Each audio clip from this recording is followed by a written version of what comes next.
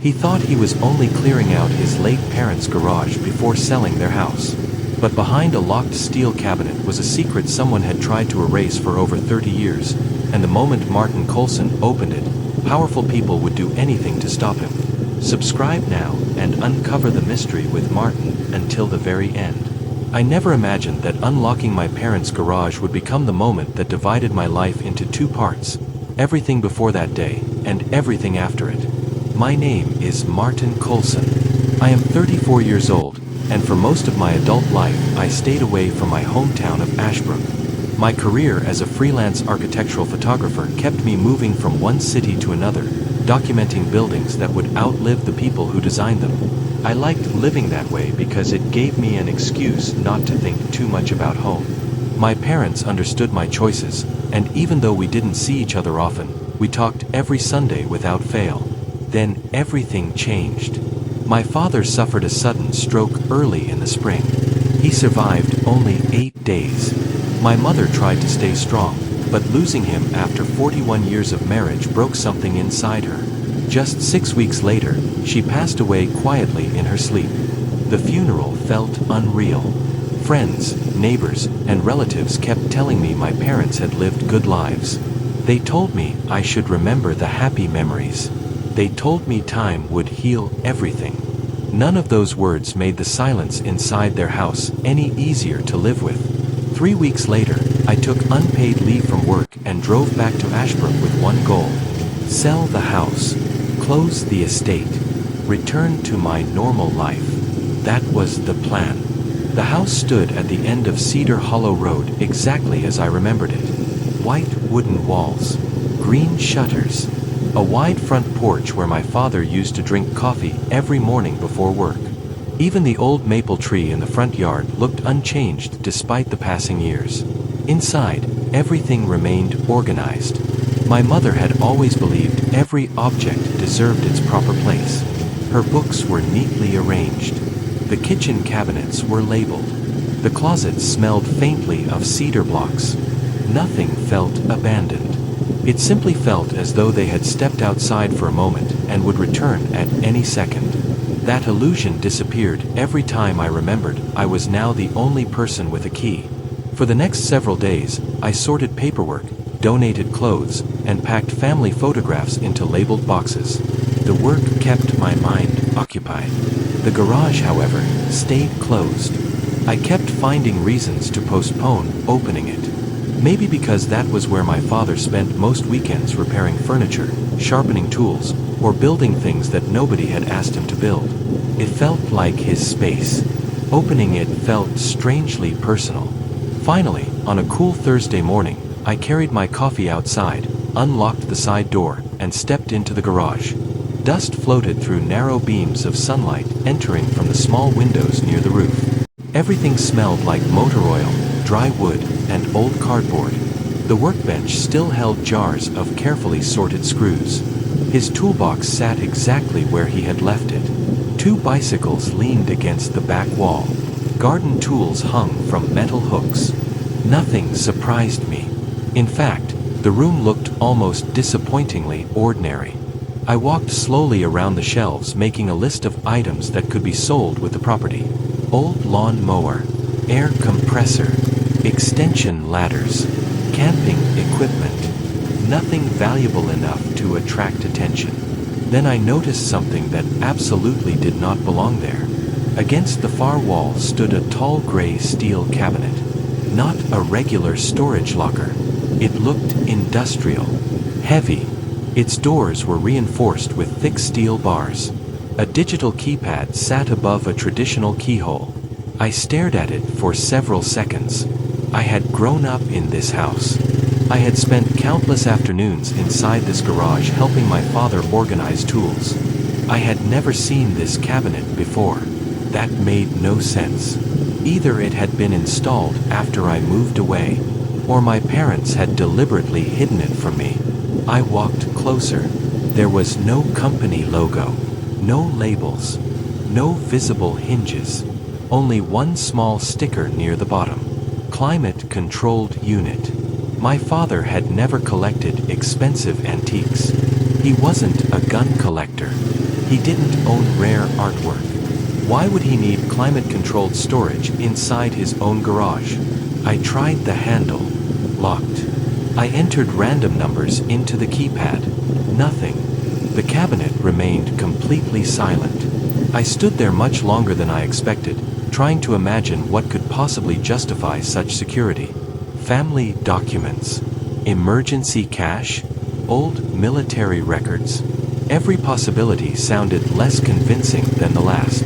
By late afternoon, I decided to leave it alone until I found a key somewhere inside the house. Instead, I continued cleaning. Around sunset, my phone rang. The caller introduced herself as Vesper Rowan. She had received my contact information from a local real estate office after learning I planned to sell my parents' property. I specialize in estate liquidations, she explained with a calm, confident voice. Many families find the process overwhelming after losing loved ones. She sounded professional, helpful, exactly the kind of person someone in my situation would normally hire. We agreed to meet the following morning. At precisely 9 o'clock, a dark blue luxury SUV pulled into the driveway. Vesper Rowan stepped out wearing a tailored gray suit despite the warm weather. She appeared to be in her early 40s. Everything about her looked carefully controlled. Her posture, her smile, even the way she greeted me. "I'm very sorry for your loss, Mr. Coulson." "Thank you." She spent nearly an hour walking through the house while taking notes on a digital tablet. She complimented the condition of the furniture. She estimated market values. She suggested minor repairs before listing the property. Everything seemed perfectly normal. Until we entered the garage. The moment her eyes landed on the steel cabinet, something changed. I spent several minutes standing in the middle of the garage, unable to move. The side door showed no signs of being kicked in. Whoever had entered knew exactly how to get inside without making much noise. The only visible damage was concentrated around the steel cabinet. Thin scratches surrounded the keypad, and there were fresh marks near the keyhole where someone had tried to pry it open with a metal tool. Nothing else had been touched. The expensive power saw was still on the workbench. My father's toolbox remained closed. Even the small jar of loose coins sitting on a shelf was exactly where I had left it. Whoever came here wanted only one thing: the cabinet. I pulled out my phone and called the local police.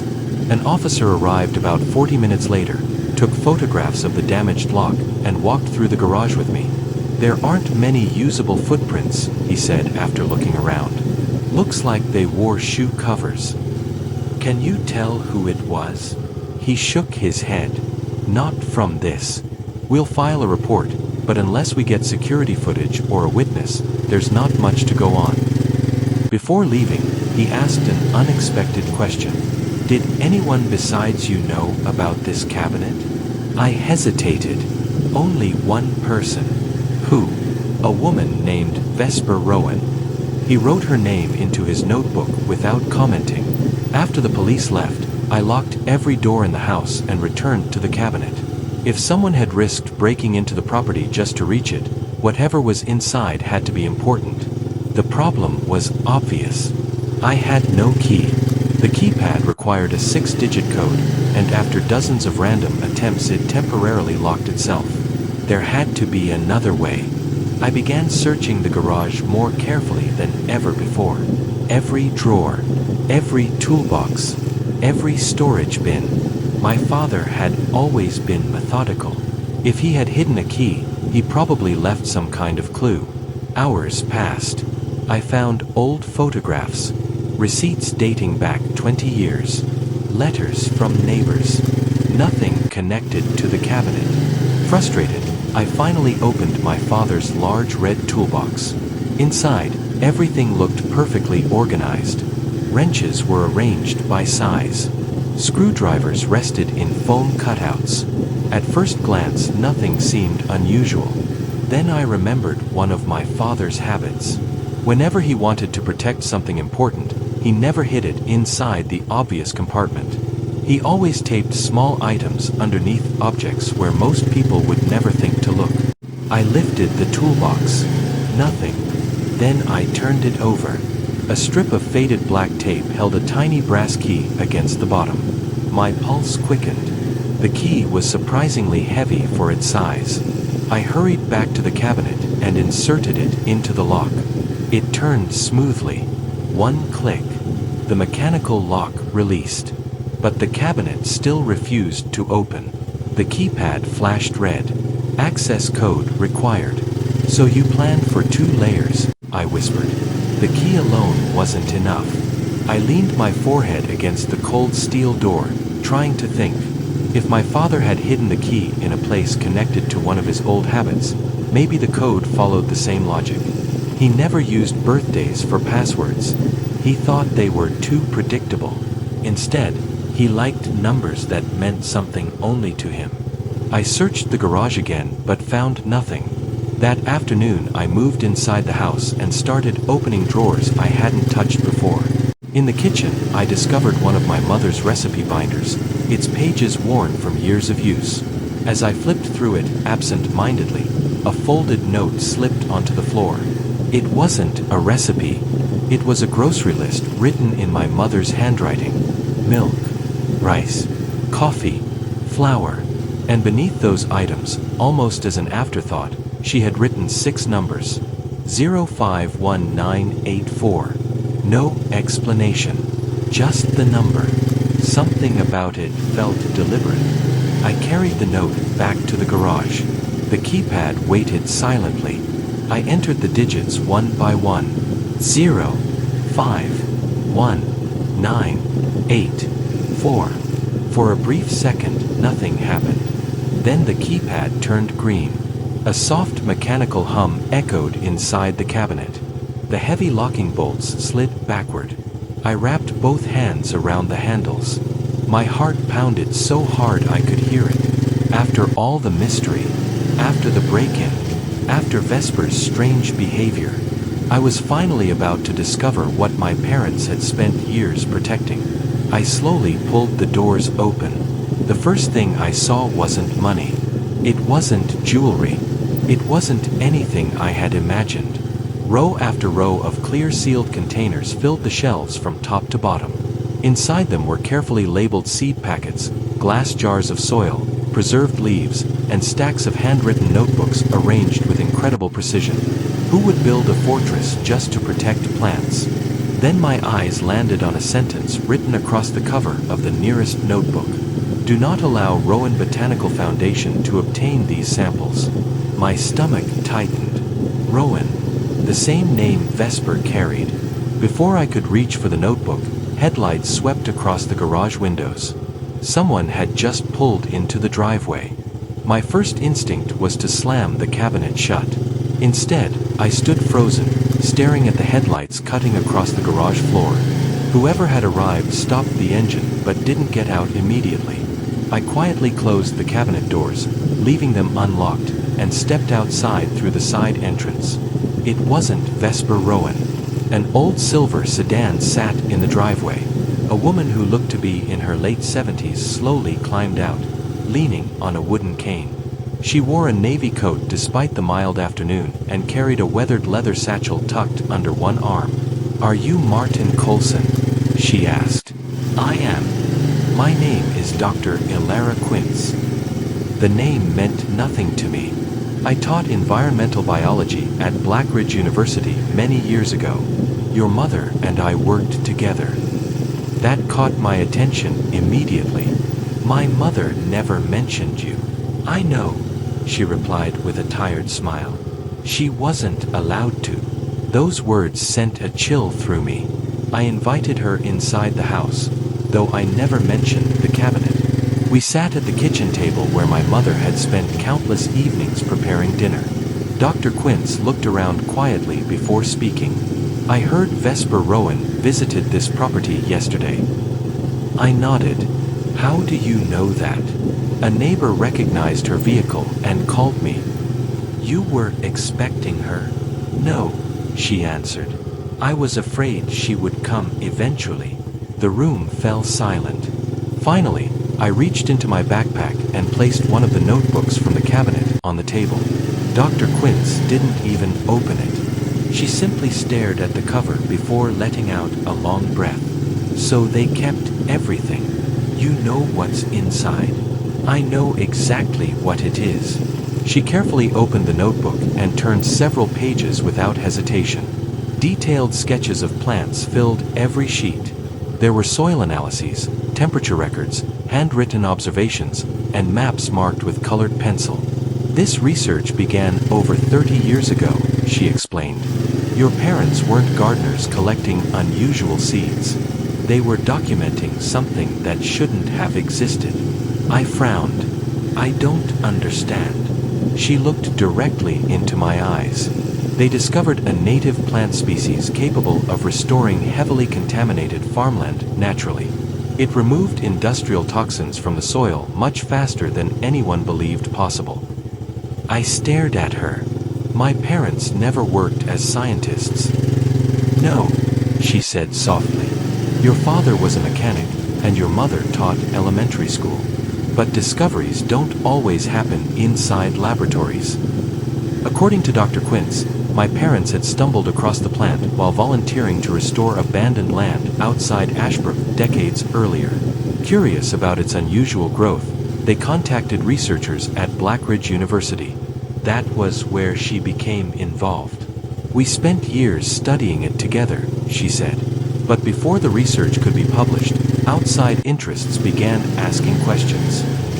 What kind of interests? She hesitated. Companies that made enormous profits selling expensive chemical soil treatments. My thoughts immediately returned to Vesper Rowan. So Rowan Botanical Foundation wanted complete control, Dr. Quince finished. Not to develop the discovery, to make sure no one else ever could.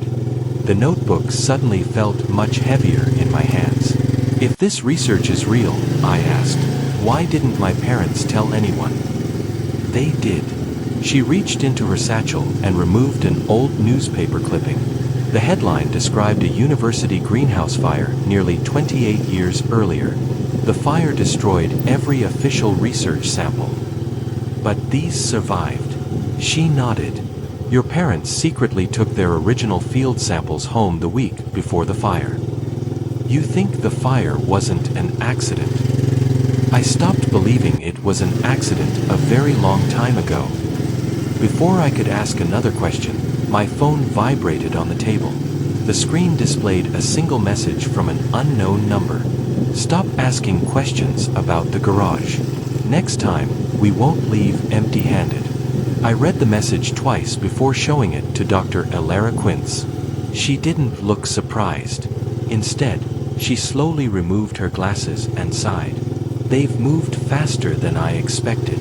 You know who sent this? I can't prove it, she answered. But whoever has been protecting Rowan Botanical Foundation's secrets knows you're no longer in the dark. I looked toward the garage through the kitchen window. Only yesterday, I had planned to sell the property and leave town forever. Now strangers were threatening me because of plants my parents had hidden for decades. Nothing about this made sense. I should call the police. You can, Dr. Quince replied, but anonymous messages rarely lead anywhere. Right now, your priority should be understanding exactly what your parents protected. She opened another notebook from the cabinet. Unlike the first, this one wasn't filled with botanical observations. Instead, every page listed names. Dozens of them. Beside each name were dates, locations, and handwritten notes. Who are these people? Farmers. She turned another page. Your parents quietly shared small amounts of the restored soil with struggling farms around the county. They wanted to see if the results could be repeated outside the original test site. Did it work? Better than anyone expected. Each entry documented land that had once been considered unusable. Fields poisoned by industrial runoff. Abandoned orchards. Damaged vineyards. Within a few seasons, crops had returned. Harvests improved. Families who had nearly lost everything managed to keep their farms alive. But why hide this? I asked. Dr. Quince looked at me with tired eyes. Because success attracted attention. She reached into her satchel again and handed me a thin folder. Inside were copies of old letters. Most were addressed to my parents. Some thanked them for their help. Others were far more disturbing. One anonymous letter read, "Leave the soil where you found it." Another warned, "People who interfere with established industries create dangerous enemies." I felt anger replacing confusion. My parents received these threats for years, and they never told me. They wanted you to have a normal life. I leaned back in my chair, trying to absorb everything. The parents I thought I knew had spent decades protecting a discovery capable of changing agriculture while quietly helping complete strangers. Yet no awards, no interviews, no recognition, only silence. As the afternoon faded into evening, Dr. Quince suggested we search the workshop one final time. "Your father always believed in backups," she said. "If these notebooks survived, there's a good chance he hid something else." The workshop looked ordinary, but now I examined every inch with fresh determination. We emptied cabinets, moved storage shelves, pulled old boxes away from the walls. Nothing. Finally, I noticed deep scratches on the concrete beneath my father's workbench. The marks formed a rectangle. "This bench has been moved before," I said. Together we pushed it aside. Beneath it was a wooden panel almost perfectly level with the floor. I lifted it carefully. A narrow compartment had been built underneath. Inside rested 3 waterproof document cases. My pulse quickened. We carried them into the house and opened the first case. Instead of scientific notes, it contained photographs. Hundreds of them. My parents stood beside smiling farmers in fields bursting with healthy crops. Each photograph was dated. Each location matched names from the notebooks. The second case held signed statements from landowners describing how their property had recovered after using the experimental restoration method. The third case was different. It contained financial records, large payments, corporate correspondence, confidential agreements. Several documents carried the logo of Rowan Botanical Foundation. One contract caught my attention immediately. A list of research projects acquired over 20 years. Next to many of them, a single word had been stamped in red ink. Terminated. Dr. Quince's face turned pale. "This isn't just about hiding one discovery," she whispered. "It's evidence that they buried many others." At that exact moment, movement outside the living room window caught my eye. A black SUV rolled slowly past the house. It didn't stop. It simply continued down Cedar Hollow Road. But as it disappeared around the corner, I recognized the license plate. It belonged to Vesper Rowan. I watched Vesper Rowan's black SUV disappear beyond the trees until it was completely out of sight. "She knows we're here," I said quietly. Dr. Elara Quince didn't answer immediately. She closed the document case and locked it before looking at me. "Then we can't stay ahead by hiding." That evening, we moved everything from the garage into the house. Every notebook, every soil sample, every photograph, and every document was carefully packed into sealed plastic containers.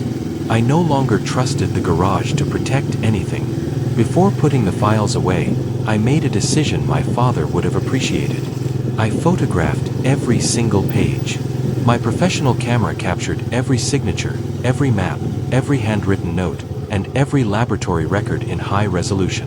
The process took hours, but by midnight I had copied hundreds of pages onto 2 encrypted hard drives and a secure memory card.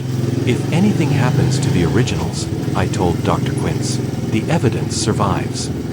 She smiled for the first time since arriving. "Your father would be proud of that." The next morning, we drove to Blackridge University hoping to compare my parents' records with archived research.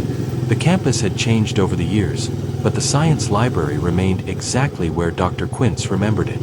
An elderly archivist greeted her warmly. "I haven't seen you in years, Elara. I need access to the greenhouse research files from 1998. His expression changed. I'm afraid those records disappeared a long time ago. Disappeared. They were removed under administrative authorization after the fire. Who authorized it? The archivist lowered his voice. I was told never to discuss that. He glanced toward the reading room, where several people were quietly working. Then he slipped a folded note into Dr. Quince's hand. Read this after you leave. Neither of us asked another question. Back in my truck, Dr. Quince unfolded the paper. It contained only one sentence. Basement Archive Room C still has the shipping records. Someone had risked their job to help us. That afternoon we located Room C. Most of the boxes contained ordinary university inventory, but one dusty ledger listed every package shipped from the research greenhouse during the week before the fire. According to the records, 23 containers of plant samples had been transferred to Rowan Botanical Foundation. I stared at the page. I thought the fire destroyed everything. Dr. Quince slowly shook her head. It destroyed what remained after the transfer. The official story had been a lie from the beginning. We photographed the ledger and left the university before anyone noticed what we had found. As we pulled into my parents' driveway just before sunset, something felt wrong. The front door was closed. The windows looked untouched. Yet a faint smell drifted through the evening air. Smoke. I jumped out of the truck and ran toward the backyard. Flames burst through the roof of the garage. Orange fire rolled across the wooden walls with terrifying speed. No! I shouted. Neighbors rushed over carrying garden hoses, but the fire had already spread too far. Within minutes, firefighters arrived and forced the blaze under control. I stood helplessly beside the driveway, watching the place where my father had spent so many weekends collapse into blackened timber. One firefighter approached me. The fire started inside, he said. We'll investigate, but it doesn't look accidental. I closed my eyes. Vesper had failed to steal the evidence. So someone had tried to erase it instead. As the last flames died down, my phone vibrated. A message from an unknown number appeared on the screen. Now the originals are gone. I looked past the smoking ruins toward the house. The originals were gone. But the digital copies were safely hidden inside my backpack. For the first time since this nightmare began, I realized something important. Whoever was threatening me still believed they had won. They had no idea I was already carrying everything they had tried to destroy. The morning after the fire, I stopped thinking like a grieving son. I started thinking like someone holding evidence. The burned garage was surrounded by yellow tape, and investigators continued collecting samples from the debris. Reporters had not arrived yet, which gave me a small window to decide my next move. I wasn't going to confront Vesper Rowan alone. That was exactly what she wanted. Instead, Dr. Alara Quince introduced me to an investigative journalist named Nolan Pierce, a reporter known for exposing corporate fraud.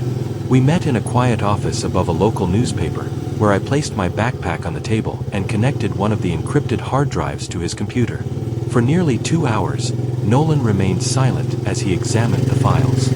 Photographs, research journals, signed statements from farmers, financial records, shipping logs from Blackridge University, and the contracts showing Rowan Botanical Foundation had quietly acquired, and then terminated, multiple independent research projects. Finally, he leaned back in his chair.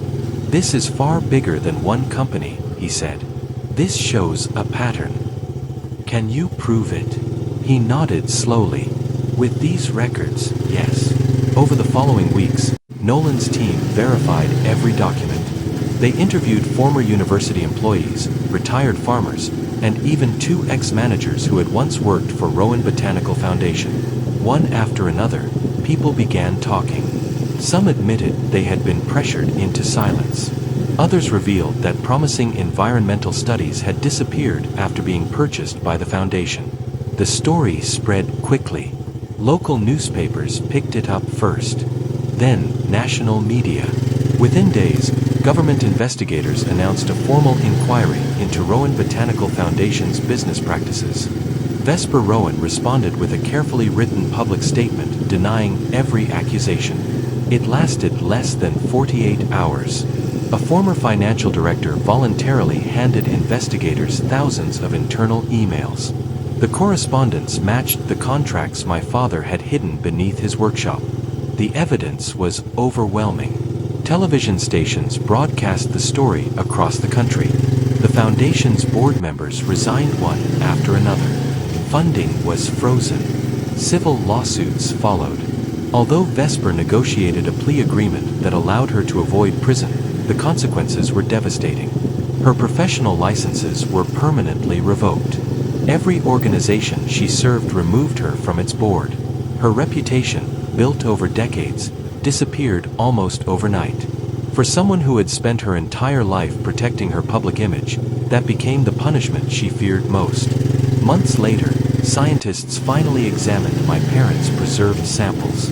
The results confirmed what they had documented decades earlier. The restoration method worked. Instead of being patented for private profit, the research was released as open-source material so universities, farmers, and environmental organizations could use it freely. That decision felt exactly like something my parents would have wanted. As for the house, I never sold it. The garage could have been rebuilt exactly as it was before, but I chose something different. On its foundation, I built a small education center where local students could learn about soil restoration, conservation, and the importance of protecting scientific integrity. Near the entrance, I placed a simple wooden plaque. It carried only my parents' names and one sentence.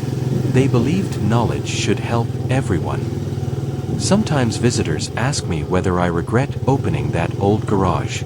I always give the same answer. No, because I didn't inherit hidden wealth. I inherited the truth. And sometimes the truth is worth protecting, no matter how much someone wants to bury it.